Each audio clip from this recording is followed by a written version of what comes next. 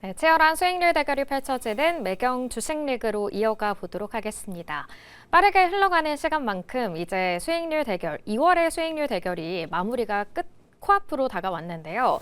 어제까지만 해도 남성팀이 여성팀을 훨씬 앞서고 있는 상황이었는데 오늘 하루 동안 어떤 변화가 또 나타났을까요? 지금 바로 수익률 현황 살펴보도록 하시죠. 네, 남성팀 244대 여성팀 138, 여전히 100% 이상 차이를 두고 있는 상황입니다. 양 팀이 모두 어제에 비해서 30%가량 수익률을 높여 나갔지만 계속해서 남성팀이 앞서가고 있고요. 최창립 매니저가 1위를 지키고 있습니다. 여성팀의 경우에는 좀 반전이 있었는데요.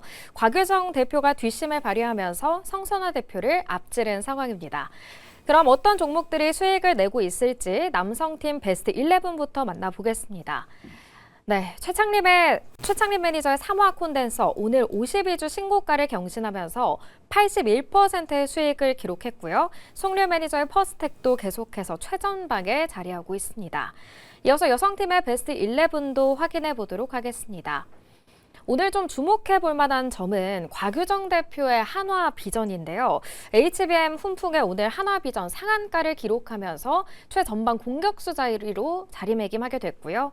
34%의 수익을 기록하고 있습니다. 계속해서 스피어가 1등 자리를 지켜나가고 있습니다.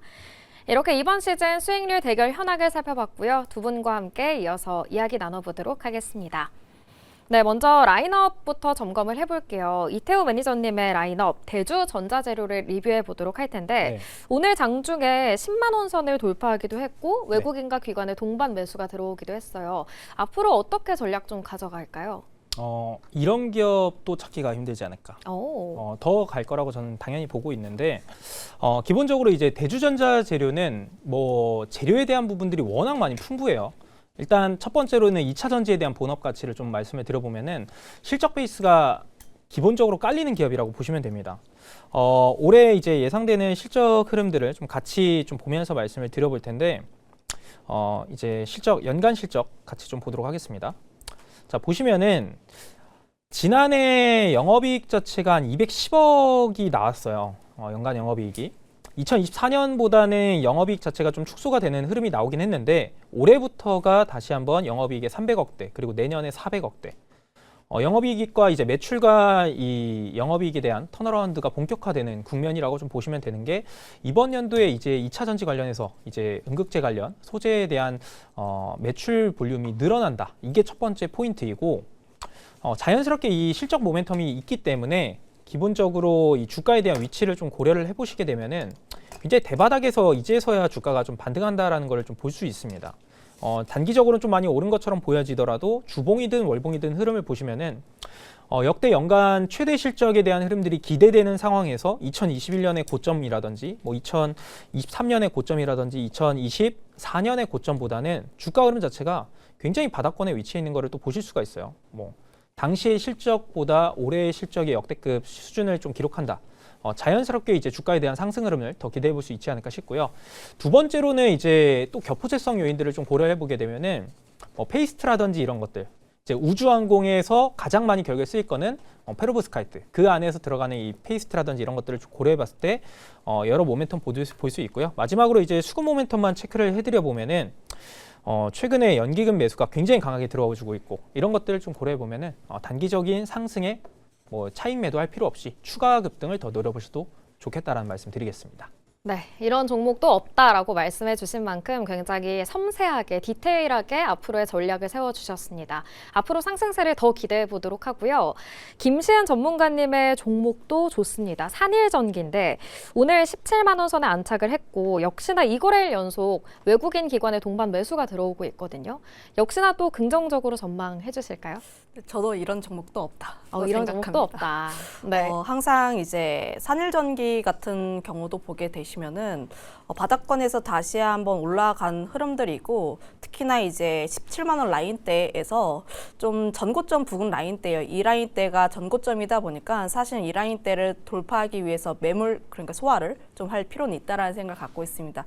그래서 나온 이제 일시적인 흐름들이지 저는 충분히 이제 산일전기가 가지고 있는 실적이라든지 시장이라든지 앞으로의 전망, 그러니까 미국 쪽에 대한 캐파 등을 감안을 하면 앞으로 더 성장할 수 있는 여지가 더 많지 않을까라는 생각을 갖고 있어서 지금 역시도 이제 탐내야 하는 종목이지 않을까라는 생각을 갖고 있어요. 물론 신규로 접근하실 분들 같은 경우에는 17만 원 라인대를 확실하게 돌파하시는 것을 보고 접근을 하셔야 하지만 저는 지금 보유자이신 분들 같은 경우에는 굳이 지금 자리에서 매도를 하실 필요는 없지 않을까. 특히나 산업 매매로 들어가신 분들 같은 경우에는 지금 자리에서 충분히 이제 홀딩에 대한 전략 드려보도록 하겠습니다.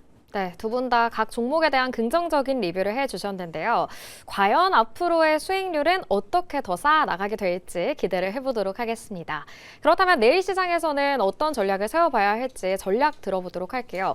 이태우 매니저님, 네. 이번 시즌의 마지막 전략이잖아요. 네. 어떤 전략 좀 가지고 오셨을까요? 한결같이 말씀드릴 수 있는 부분은 지금은 더 과감해지셔도 되고 네. 변동성에 굳이 흔들릴 필요는 없으실 거다라고 말씀을 드리겠는데 오늘 시장이 6,000포인트를 앞두고 좀 마감을 하긴 했는데 내일 시장에서 미증시에서 어떤 지정학적 리스크가 됐든 관세의 어떤 재부각 리스크가 되든 이런 것들로 인해서 증시 변동성이 나오면은 그건 또 활용의 기회로 삼을 것이지 그걸로 인해서 좀 겁내가지고 잘 가고 있던 종목, 잘 보유하고 있던 것들을 매도하면서 현금 비중을 늘릴 때는 아니다라는 말씀 드리면서 3월 시장도 좀 그 종목에 대한 어떤 비중을 늘리면서 준비를 잘 하시는 게 좋지 않을까 싶습니다.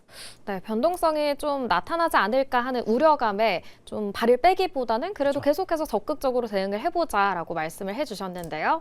과연 어떤 종목으로 적극적인 대응을 해봐야 할지 잠시 후에 들어보도록 하고요. 김시은 전문가님은 어떤 전략을 좀 내어주실까요?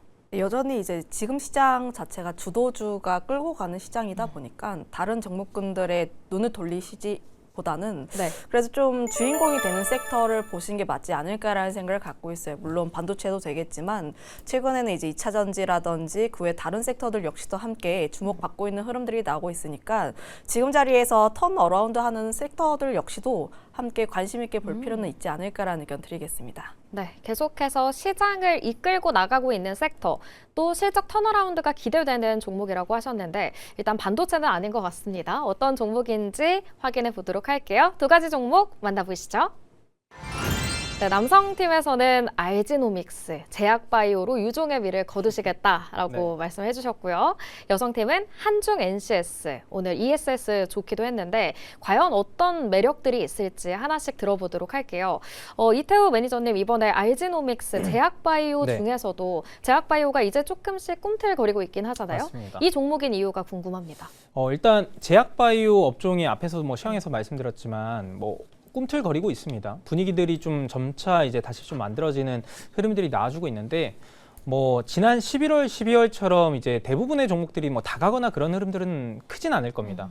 종목별 이제 옥석가리가 명확하게 좀 나올 거라고 좀 보고 있는데 기본적인 틀은 올해 이제 임상 데이터에 대한 기대감들이 있는 또는 이제 R&D 성과가 하반기에 본격적으로 좀 찍힐 수 있는 기업 중심으로 선별적인 접근이 중요한데 알지노믹스는 그런 이제 종목 중에 하나가 되지 않을까 기대를 해볼 수 있을 것 같아요.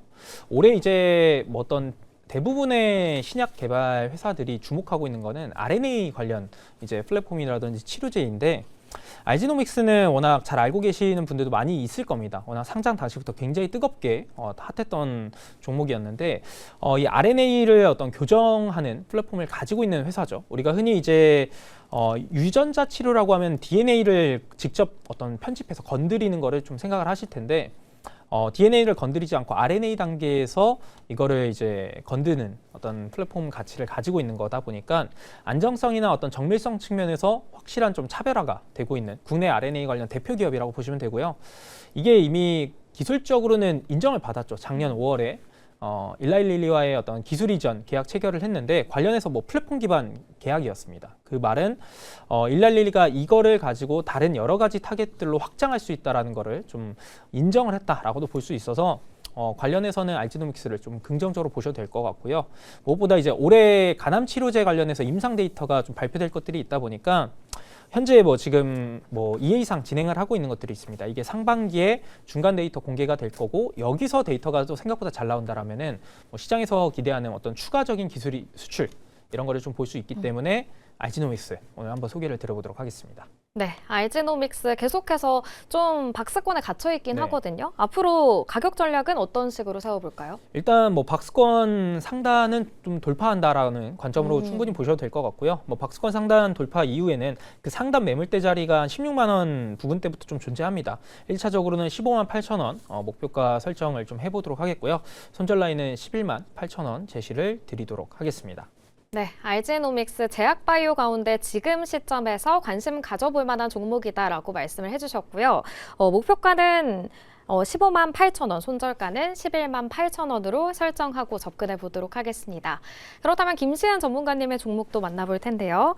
한중 NCS를 가지고 오셨습니다. 한중 NCS의 매력, 이 종목 아니면 안 되는 이유가 뭘까요?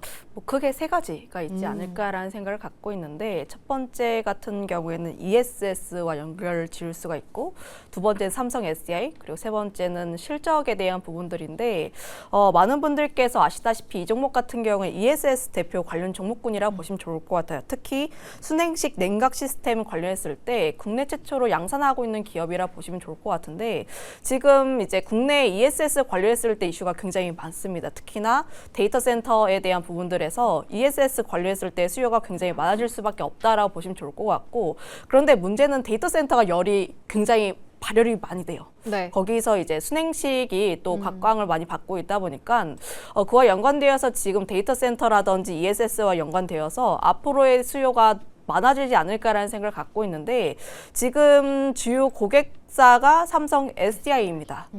그런데 제가 2차 전지 관련했을 때 항상 이야기하고 있는 게 특히나 올해 같은 경우에는 지금 2차 전지를 이끌고 있는 게 삼성 SDI다. 삼성 SDI가 추가로 움직이면은 다른 2차 전지 관련 종목군들이 움직일 수밖에 없는데 그 안에서의 가장 핵심적인 내용들이 전고체 배터리 관련이에요. 또 맞아요. 전고체 같은 경우에도 사실은 발열이라든지 이런 부분들에서 문제가 있다 보니까 거기서 냉각 시스템에 대한 독점 공급, 그러니까 삼성 SDI에 공급하고 있다라는 내용들로 인해서 좀 움직일 가능성이 높지 않을까라는 생각 갖고 있습니다. 원래는 이제 삼성 SDI가 한 1%, 2% 움직이면은 한중 LCS가 한 4, 5% 정도 움직이는 그런 레버리지성의 형식을 띠고 있었는데 최근에는 이제 형만 먼저 가더라고요. 네. 삼성 SDI가 먼저 움직이는데 한중 NCS도 이와 같은 모멘텀을 안고 따라 움직일 수밖에 없지 않을까. 당연히 삼성 SDI 쪽에 대한 물량이 많다 보니까 삼성 SDI가 움직이면은 한중 LCS 역시도 함께 움직일 가능성이 높지 않을까라는 생각을 갖고 있고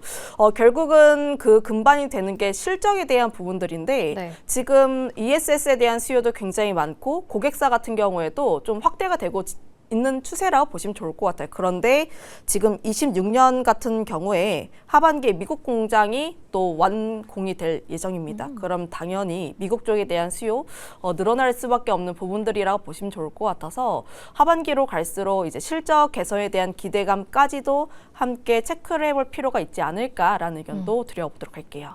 네, 한중 NCS가 삼성 SDI보다 더 주가 상승이 빠르게 나타났다가 최근에는 좀 형만 같다라고 하셨는데 오늘 동생도 모처럼 좀 움직였습니다. 가격 전략 좀 어떻게 세워볼까요? 이 종목의 특징인데 네. 항상 이제 바닥권에서 있다가 좀 움직일 때 그러니까 121선 라인대 부근대에서 좀 그래도 기관이라든지 메이저 쪽에서의 수급을 받으면서 올라와 주는 흐름들을 보여주고 있습니다. 오늘 같은 경우에도 특히나 외국인 쪽에서의 대량 매수가 나왔던 만큼 그래도 견고하게 바닥권에서 받아주는 매체가 있지 않나라는 생각을 갖고 있어서 지금 자리에서 충분히 매수가 가능하지 않나라는 생각을 갖고 있고요.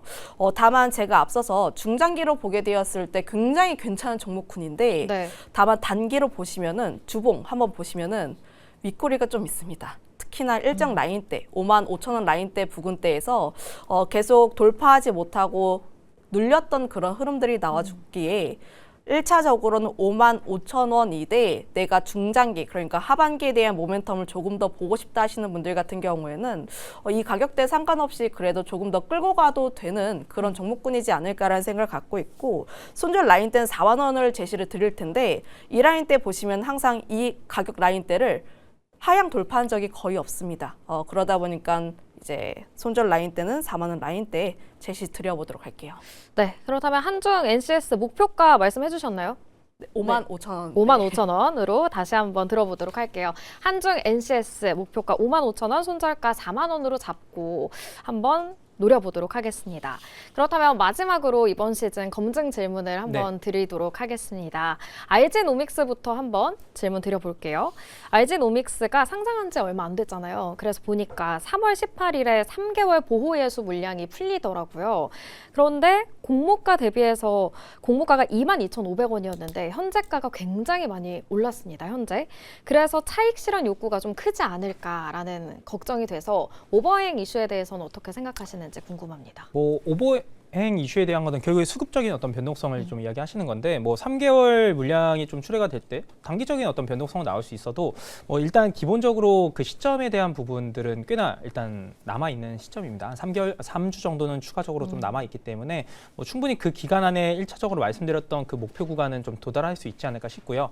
뭐 추후에 이제 뭐 수급 변동성으로 인해서 다시 오늘 뭐 매수했던 그 부근대 박스권 정도로 좀 눌린다라고 하면은 그때 가서 뭐 재매수의 관점으로도 충분히 접근할 수 있는, 국내에서 뭐 R&A 관련해서의 어떤 핵심 종목을 찾는다라고 하면은 몇 종목 없습니다.